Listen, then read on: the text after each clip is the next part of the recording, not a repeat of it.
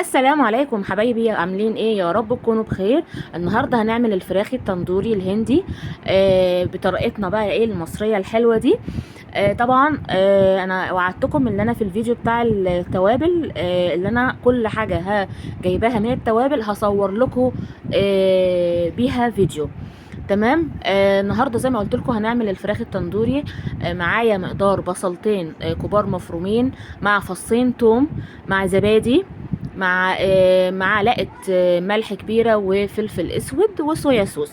وكمان هنحتاج معانا اللون الاحمر علشان يدينا اللون الاحمر. هي الفراخ التندوري عامه الهندي بيبقى لونها احمر غامق جدا، بس الغمقان ده بيبقى من الهريسه الشطه اللي هما بيحطوها. فانا هريسه الشطه دي انا شلتها الصراحه من المكونات، اللي حابب يحطها يحطها، بس انا شلتها من المكونات. هننزل بالزبادي، ماشي. وكمان هنحط الفلفل والملح، فلفل وملح مع التوابل اللي هي التندوري بس، مش هنحتاج اكتر من كده يعني، مش هنحط اي توابل تانية يعني. هي ما شاء الله التوابل اللي هي التوابل دي تحفة تحفة تحفة ما شاء الله في كل حاجة، حلوة جدا. خلاص هنحط معلقتين كده حلوين كبار منها، ماشي. صلوا على سيدنا محمد عليه افضل الصلاة والسلام. ما تنسيش بقى تعملي لايك للفيديو وسبسكرايب للقناة، وفعلي زر الجرس عشان يوصلك كل جديد يا ست الكل. وحطينا كمان معلقة صويا صوص، وهنحط نقطتين من اللون الاحمر ده، دي الوان طعام، ماشي، عشان تدي بس اللون الاحمر بتاع التندوري. تمام. هنقلب الزبادي مع البهارات والحاجات اللي احنا حطيناها دي، نديها تقليبه كده.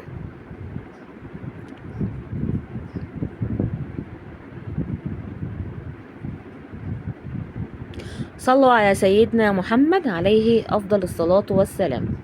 نزلنا بقى ايه بالبصل والثوم اللي احنا حطيناه، وهنقلبها كده زي ما انتوا شايفين. طبعا الفراخ مغسوله كويس جدا جدا زي ما انتوا شايفين كده، وبتقطعي يعني بتعملي فيها فراغات كده زي ما انا عامله كده بالسكينه، علشان التوابل تخش جواها. خلاص هنجيب صينيه وهنحطها. بصوا انا عامله مقطعه ازاي، شايفين؟ بصوا الفتحات اللي انا فتحاها، سواء في الصدور او في الجناحات اللي وراك يعني. خلاص هننزل بالبهارات بالتوابل بتاعتنا كلها، وبالبصل بالدنيا اللي احنا عملناها دي كلها كده زي ما انتوا شايفين. وهنكون طبعا مولعين الفرن على درجة حرارة 140 علشان احنا هنسوي التندوري في الفرن. بتسيبيها في الفرن حوالي ساعة. طبعا البصل بينزل المية وبتستوي وبتبقى زي الفل يعني. بصوا ما شاء الله تحفة جدا.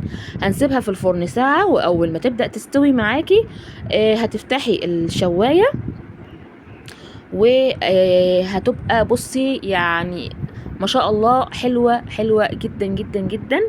فخليكم معايا ان شاء الله. هروح احط الفراخ في الفرن لمدة ساعة بالظبط، وهوريها لكم في الشكل النهائي بتاعها. تحفة بأمر الله. الفراخ التندوري الهندي بعد ما طلعت من الفرن اعمليها بقى مع رز بسمتي، مع رز ابيض، وشوية ملوخية خضرة كده زي ما انتوا شايفين. حاجة كده ما شاء الله شغل فاخر من الاخر. فيا رب ان شاء الله يكون الفيديو عجبكم، جربوها. حرفيا طلعت تحفة تحفة وجميلة جدا جدا، وحاجة جديدة تغيير. غيري كده ونوعي في بيتك. حطي لايك واعملي سبسكرايب للقناة وفعلي زر الجرس.